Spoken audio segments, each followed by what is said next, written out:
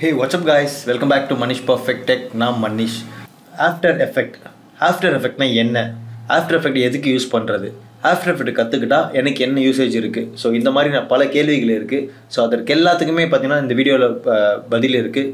சரி வாங்க time waste பண்ணாமல் வீடியோக்குள்ளே போய் பார்க்கலாம்.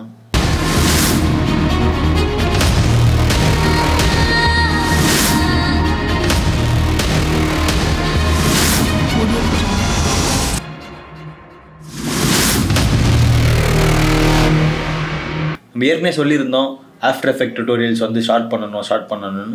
அது நான் ஏற்கனவே உங்களுக்கு நிறைய லைவ் செஷனில் சொல்லியிருந்தேன். டைம் கிடைக்காதனால அது ஸ்டார்ட் பண்ண முடியலை.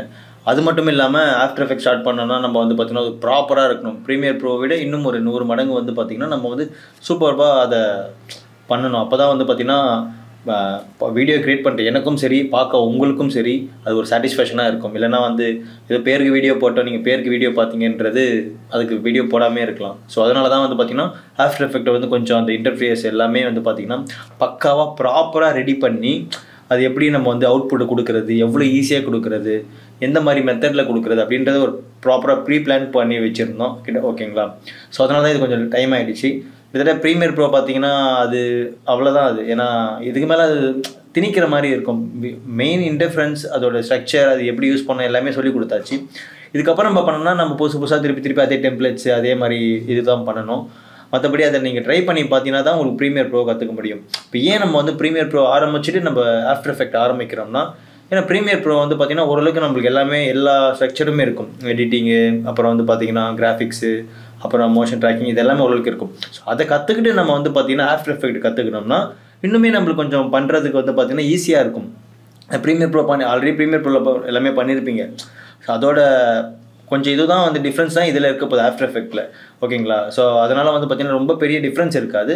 என்ன இதில் நம்ம வந்து ஒரு சில ஸ்ட்ரக்சர் மட்டும் மாறும். அதெல்லாம் வந்து உங்களுக்கு கற்றுக்கிட்டிங்கன்னா போக போக பழகிடும். ஸோ இப்போ நம்ம இந்த வீடியோவில் வந்து பார்த்திங்கன்னா ஆஃப்டர் எஃபெக்ட் வந்து பார்த்திங்கன்னா டுட்டோரியல் நம்ம கற்றுக்க போகிறது இல்லை. முதல்ல ஆஃப்டர் எஃபெக்டை பற்றி நம்ம தெரிஞ்சிக்க போகிறோம். ஏன்னா ஒரு விஷயத்தை நம்ம வந்து கற்றுக்கிறதுக்கு முன்னாடி அதோட முதல்ல அது எதுக்காகன்னு தெரிஞ்சுக்கணும், ஓகேங்களா.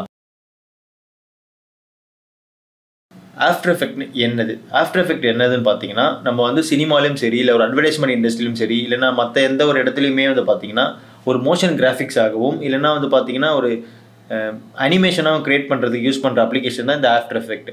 இது வந்து பார்த்திங்கன்னா அடோப் கார்பரேஷனோட ஒன் ஆஃப் த அப்ளிகேஷன்ஸ். பார்த்திங்கன்னா இன்னும் கேள்விப்பட்டிருப்பீங்க, ஃபோட்டோஷாப், ப்ரீமியர் ப்ரோ, இல்லுஸ்ட்ரேட்டர், அப்புறம் அந்த அடிக்ஷன்ஸ், இந்த மாதிரி வரிசையில் அடோப் ஆஃப்டர் எஃபெக்ட்னு பார்த்திங்கன்னா ஒரு முக்கியமான சாஃப்ட்வேர். இன்றைக்கி வேர்ல்டில் இருக்கிற ஒரு 70 to 80% பீப்புள் இந்த அடோப் ஆஃப்டர் எஃபெக்ட் மட்டும்தான் வந்து யூஸ் பண்ணுறாங்க. காரணம் என்ன பார்த்தீங்கன்னா இதோட இன்டர்ஃபியரன்ஸு, அப்புறம் இதோட ஸ்ட்ரக்சர் வந்து பார்த்திங்கன்னா ரொம்பவே இருக்கும். அட்வான்ஸ் லெவலில் வந்து க்ரியேட் பண்ணுறதுக்கு இது ஓரளவுக்கு யூஸ் ஆகுது. ஓகே, இப்போ நான் இதை கற்றுக்கிட்டேன்னா எனக்கு என்ன ப்ரோ யூஸ் இருக்குன்னு நீங்கள் நினைக்கலாம். இதை கற்றுக்கிட்டிங்கன்னா உங்களுக்கு வந்து பார்த்திங்கன்னா யூடியூப் வீடியோ பண்ணலாம், ஒரு அட்வர்டைஸ்மெண்ட் ஏஜென்சிக்கு ஒர்க் பண்ணலாம், சினி ஃபீல்டில் நுழையிறதுக்கு வாய்ப்பு இருக்குது. இல்லைன்னா நீங்களே வந்து பார்த்திங்கன்னா ஒரு கம்பெனி ஆரம்பிக்கலாம். இந்த மாதிரி ஏகப்பட்ட ஆப்ஷன்ஸு இதில் இந்த ஆஃப்டர் எஃபெக்டில் கற்றுக்கிங்கன்னா உங்களுக்கு அவைலபிளாக இருக்குது. ஸோ அதனால் எந்த ஒரு விஷயமே கற்றுக்கிட்டால் வந்து வீணாக போகிறது இல்லை. ஸோ அதே மாதிரி தான் இப்போ நான் கற்றுக்கிட்ட விஷயத்தை நான் உங்களுக்கு டுட்டோரியலாக போடுறேன், ஓகேங்களா. அதே மாதிரி நீங்கள் கற்றுக்கிட்ட விஷயம் ஒரு பிஸ்னஸாக பண்ணலாம், இல்லை நீங்கள் ஒரு சேனல் ஆரம்பிக்கலாம், இல்லை நீங்கள் வந்து ஒரு உங்களுக்கு டேலண்ட்டை வந்து வெளியே கொண்டு வரலாம். இந்த மாதிரி ஏகப்பட்ட விஷயம்ஸ் இருக்குது. அதனால் எந்த விஷயத்தை கற்றுக்க முன்னாடியும் முதல்ல வந்து தெரிஞ்சுக்கங்க அது என்ன, அது எதுக்காக யூஸ் பண்ணுறோம் அப்படின்றத தெரிஞ்சுக்கிட்டு கற்றுக்கங்க. சில பேருக்கு பேஷன் இருக்கும், இந்த பேஷனை பேஸ் பண்ணி நம்ம வந்து பண்ணலாம் அப்படின்னு இருக்கும். ஸோ அப்படி இருக்கிறவங்களும் சரி இதை நீங்கள் கற்றுக்கிட்டு யூஸ் பண்ணுங்கள், ஓகேங்களா.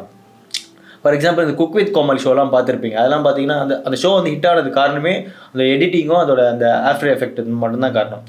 எப்படி அந்த அவுட்புட் கொடுத்தாங்க, ஒரு பேக்ரவுண்டில் ஒரு அந்த காமிக் மாதிரி கொடுத்து ஒவ்வொரு ஆக்ஷனுக்குமே வந்து பார்த்திங்கன்னா அந்த ஹெட்டெலாம் பெருசாகிற மாதிரிலாம், இதெல்லாம் வந்து பார்த்திங்கன்னா இந்த மாதிரி எஃபெக்ட் மூலிமா தான் பண்ணுறது. எடிட்டிங் பண்ணிவிட்டு எடிட்டிங்க்கு அப்புறமா ஆஃப்டர் எஃபெக்டில் பண்ணுறது தான் பண்ணுவாங்க, ஓகேங்களா. சினிமாவில் டைட்டில் கார்டு ஆகட்டும், இல்லை சினிமாவில் வந்து பார்த்திங்கன்னா அந்த கத்தி படத்துலாம் வந்து கிராஃபிக்ஸ் வரும், இது எல்லாமே ஆஃப்டர் எஃபெக்டில் பண்ணுறது தான், ஓகேங்களா. இப்போ நிறைய அப்ளிகேஷன்ஸ் இருக்குது, பட் ஆஃப்டர் எஃபெக்ட் வந்து பார்த்திங்கன்னா ஒரு one of the leading application, ஓகேங்களா. ஸோ இப்போ வந்து ஆஃப்டர் எஃபெக்ட்னா என்னென்னு பார்த்தாச்சு, ஆஃப்டர் எஃபெக்ட் யூஸ் பண்ண என்ன யூசேஜ் இருக்குன்னு பார்த்தாச்சு. இப்போ நம்ம வந்து பார்த்திங்கன்னா ஆஃப்டர் எஃபெக்டோட சிஸ்டம் ரெக்யூர்மெண்ட் பார்க்க போகிறோம். சிஸ்டம் ரெக்யூர்மெண்ட்னா என்ன அப்படின்னா, இப்போ நம்ம வந்து ஒரு அப்ளிகேஷன் யூஸ் பண்ணுறோன்னா அந்த அப்ளிகேஷனுக்கு இத்தனை பர்சன்டேஜ் வந்து பார்த்திங்கன்னா நம்மளுக்கு ரேம் இருக்கணும், இத்தனை பர்சன்டேஜ் வந்து ரேமோட ஜிபி வந்து இவ்வளோ அளவு இருக்கணும், அப்புறம் வந்து பார்த்தீங்கன்னா கிராஃபிக்ஸ் கார்டு பற்றி உங்களுக்கு தெரியும், அது வந்து இத்தனை பர்சன்டேஜ் இருக்கணும். இந்த மாதிரி ஏகப்பட்ட விஷயங்கள் வந்து இருக்குது. ஸோ நம்ம எடுத்த உடனே நம்ம வந்து அப்ளிகேஷனை இன்ஸ்டால் பண்ணிவிட்டு ஒர்க் பண்ண முடியாது. அதோட சிஸ்டம் கான்ஃபிகரேஷன் தெரிஞ்சுக்கணும். அதுக்கப்புறம் வந்து ஃபைல் லொக்கேஷன் எங்கே உட்காருது, அதெல்லாம் வந்து எவ்வளோ டிஸ்க் வந்து நம்மளுக்கு வந்து நம்ம சிஸ்டமில் வந்து கொடுக்குற மாதிரி இருக்கும். இந்த மாதிரி பல விஷயங்களை தெரிஞ்சுக்கணும். ஓகேங்களா? ஸோ ஒரு அப்ளிகேஷன் இன்ஸ்டால் பண்ணுறதுக்கு முன்னாடி உங்கள் லேப்டாப்லேயோ இல்லை வந்து டெஸ்க்டாப்லேயோ உங்களுக்கு அந்த அப்ளிகேஷன் எடுத்து இன்ஸ்டால் பண்ண முடியுமா, இன்ஸ்டால் பண்ணுறது நம்மக்கிட்ட வந்து ஸ்பேசஸ் இருக்கா, அப்படியே இன்ஸ்டால் பண்ண பிறகு பார்த்திங்கன்னா நம்மளால் வந்து பார்த்திங்கன்னா நல்லா ப்ராப்பராக ஃபாஸ்ட்டாக ஒர்க் பண்ண முடியுமா, இந்த மாதிரி ஏகப்பட்ட விஷயங்கள் இருக்குது. ஓகேங்களா? ஸோ அதனால் உங்கள் சிஸ்டம் ரெக்யர்மெண்ட் தெரிஞ்சுக்கங்க, அந்த அப்ளிகேஷனோட எவ்வளோ சைஸ்ன்னு தெரிஞ்சுக்கங்க, இது எல்லாமே இருக்குது. ஸோ இதெல்லாம் தெரிஞ்சிட்ட பிறகு பார்த்தீங்கன்னா நீங்கள் ஆஃப்டர் எஃபெக்ட் கற்றுக்கங்க. அப்படி இல்லை எனக்கு இதெல்லாம் என்கிட்ட இல்லை ப்ரோ அப்படின்னா நீங்கள் ஒரு லேப்டாப்போ இல்லை ஒரு நல்ல பிசியோ வாங்கி நீங்கள் வந்து இது இன்ஸ்டால் பண்ணிக்கோங்க. கிராஃபிக்ஸ் கார்டு, ரேம் எல்லாம் அப்கிரேட் பண்ணிக்கோங்க. ஓகேங்களா? இந்த அப்ளிகேஷனே கிட்டத்தட்ட ஒரு 4 GB 5 GB இருக்கும்னு நினைக்கிறேன். ஓகேங்களா? ஸோ அதனால் நீங்கள் இது 3 தெரிஞ்சுக்கிட்டீங்க. ஓகேங்களா?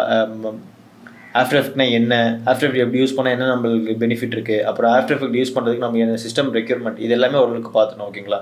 ஸோ இப்போ இந்த அப்ளிகேஷன் இதெல்லாம் தெரிஞ்சாச்சு. ஸோ இந்த அப்ளிகேஷனோட ப்ரைஸ் என்ன, இந்த அப்ளிகேஷன் எங்கே வாங்குறது அப்படின்னா கீழே டிஸ்கிரிப்ஷன் லிங்க் கொடுத்துருக்கேன். அடோபோட அப்ளிகேஷன்ஸ் தான். ஓகேங்களா? இது வந்து பார்த்தீங்கன்னா டேரெக்டாகவே அடோபோ அப்ளிகேஷனுக்குள்ளே நீங்கள் அந்த டேரெக்டான கம்பெனிலேருந்து வாங்கிக்கலாம். பர் மந்த்லி வைஸ் வந்து உங்களுக்கு மந்த்லி 600 இருக்கும், இல்லை 700 இருக்கும், இல்லை இயர்லி பேக்கேஜ் இருக்கும். இது வந்து பார்த்தீங்கன்னா டேரெக்டாக நீங்கள் கம்பெனியில் ஒரு ஒரிஜினல் சாஃப்ட்வேர் வாங்கினீங்கன்னா உங்களுக்கு வந்து பார்த்தீங்கன்னா ஏகப்பட்ட பெனிஃபிட்ஸ் கிடைக்கும்.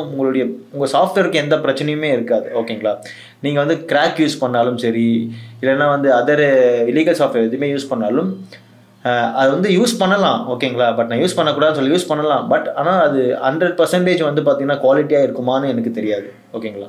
ஏன்னா எந்த ஒரு அப்ளிகேஷனுமே வந்து பார்த்தீங்கன்னா அவங்க வந்து ஒரு கிரியேட் பண்ணும்போது ஏகப்பட்ட செக்யூரிட்டி மெஷர் இது எல்லாமே கால்குலேட் பண்ணி தான் பண்ணுவாங்க. அப்படின்னு இருக்கும்போது நம்ம ஒரு கிராக் எடுத்து யூஸ் பண்ணுறோம், இல்லை தேர்ட் பார்ட்டி சாஃப்ட்வேர் யூஸ் பண்ணுறோன்னா அந்த சாஃப்ட்வேர் யூஸ் பண்ணும்போது அது எல்லாமே 100% வந்து குவாலிட்டியை கொடுக்குமா, இல்லை அந்த அளவுக்கு வந்து நம்மளால் வந்து எல்லாமே எடுத்துக்க முடியுமா அப்படின்றது ஒரு பக்கம் யோசிக்க தோணுதாக இருக்குது.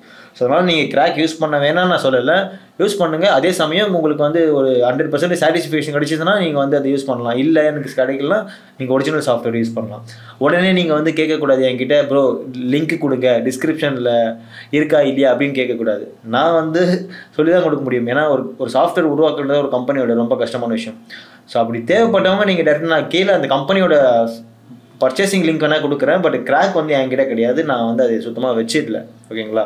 நான் அதை யூஸ் பண்ணுறது இல்லை, நான் வந்து கம்பெனி சாஃப்ட்வேர் தான் யூஸ் பண்ணுறேன். ஓகேங்களா? ஸோ அதனால் நீ கம்பெனியில் பர்ச்சேஸ் பண்ணிக்கோங்க. அப்படி கிராக் வேணும்னு கேட்டிங்கன்னா டேரெக்டாகவே யூடியூப்பில் போய் சர்ச் பண்ணுங்கள். ஆஃப்டர் எஃபெக்ட்டு ஃப்ரீ சாஃப்ட்வேர்னு போட்டிங்கன்னா நிறைய கிடைக்கும் உங்களுக்கு. கூகுளில் சர்ச் பண்ணி பாருங்கள், ஏகப்பட்ட இடத்துல உங்களுக்கு சாஃப்ட்வேர்ஸ் அவைலபிளாக இருக்கும். ஓகேங்களா? அதனால் நீங்கள் வந்து என்னுடைய கமெண்ட்ஸ்லையோ இல்லைனா வந்து இதில் கேட்குறத தவிர்த்துருங்க. ஏன்னா நான் வச்சிருந்தா கொடுக்க போகிறேன், என்கிட்ட சாஃப்ட்வேர் கிடையாது. சப்போஸ் நான் அப்படி இருந்தாலும் நான் கொடுக்கறதுக்கு கொஞ்சம் தேங்கும். ஏன்னா வந்து என்னால் நான் கொடுத்த லிங்க்கால் யாருக்காவது ப்ரைவசி இஷ்யூ வந்தது, யாருடைய சிஸ்டமாவது ஹேங் ஆகிடுச்சு, இல்லை யாருடைய சிஸ்டமாவது டேட்டா தெஃப்ட் பண்ணிட்டாங்க அப்படின்னு நினச்சாங்கன்னா எனக்கு அது கஷ்டமாக இருக்கும். ஸோ அதனால் நான் வந்து அந்த எந்த ஒரு இதுவுமே கொடுக்குறது இல்லை. நான் கொடுக்குறது என்ன டெம்ப்ளேட்ஸ் வேணால் கொடுப்பேன். நான் டெம்ப்ளேட்ஸ் கொடுப்பேன், அப்புறம் வந்து பார்த்தீங்கன்னா ப்ளகின்ஸ் கொடுப்பேன், இதெல்லாம் கொடுப்பேன். ஏன்னா இது வந்து பார்த்தீங்கன்னா இது யாரும் யூஸ் பண்ணலாம், தப்பு கிடையாது. பட் அந்த சாஃப்ட்வேர் வந்து என்கிட்ட கிடையாது. ஓகேங்களா? ஸோ ஓரளவுக்கு இப்போ நம்ம வந்து இதெல்லாம் தெரிஞ்சுட்டோம் ஆஃப்டர் எஃபெக்ட்டில். ஸோ அடுத்த கிளாஸில் வந்து பார்த்தீங்கன்னா ஆஃப்டர் எஃபெக்டோட நம்ம ஃபுல் கோர்ஸை வந்து ஸ்டார்ட் பண்ணுறோம். ஓகேங்களா? After effect A to Z அதில் இருக்கிற சின்ன சின்ன இன்ஃப்ராஸ்ட்ரக்சர் முதல் கொண்டு நம்ம வந்து அது அப்ளிகேஷன் எப்படி பில்ட் பண்ணுறது எல்லாமே நம்ம வந்து தெரிஞ்சு வச்சுக்கிட்டோன்னா இப்போ ப்ராப்பராக ஃப்யூச்சரில் ஒரு மிகப்பெரிய வந்து விஎஃப்எக்ஸ் சூப்பர்வைசராக வரலாம், நிறைய கற்றுக்கலாம். ஓகேங்களா? இது வந்து அடிப்படை கற்றுக்கிட்டோன்னா நம்ம போக நிறைய கற்றுக்கலாம். ஓகேங்களா? கண்டிப்பாக எல்லாருக்குமே ஓரளவுக்கு இந்த கிளாஸில் ஓரளவுக்கு தெரிஞ்சிருக்கும் ஆஃப்டர் எஃபெக்ட்னா என்ன. ஸோ இதை பற்றின இன்ஃபர்மேஷன் எல்லாமே உங்களுக்கு புரிஞ்சிருப்பீங்க. ஸோ அடுத்த கிளாஸ்லேருந்து நம்ம பார்த்தீங்கன்னா எல்லாமே பார்க்க போகிறோம். ஸோ மறக்காமல் நீங்கள் நம்ம சேனலை சப்ஸ்கிரைப் பண்ணிவிட்டு ஆல் நோட்டிஃபிகேஷன் கொடுத்தீங்கன்னா நான் போட்ட உடனே உங்களுக்கு இந்த வீடியோ வந்து முதலே வந்துடும், நீங்கள் பார்த்து தெரிஞ்சுக்கலாம். ஓகேங்களா? மீண்டும் உங்களை வேறு நல்ல வீடியோவில் சந்திக்கும் வரை until then bye from Manish.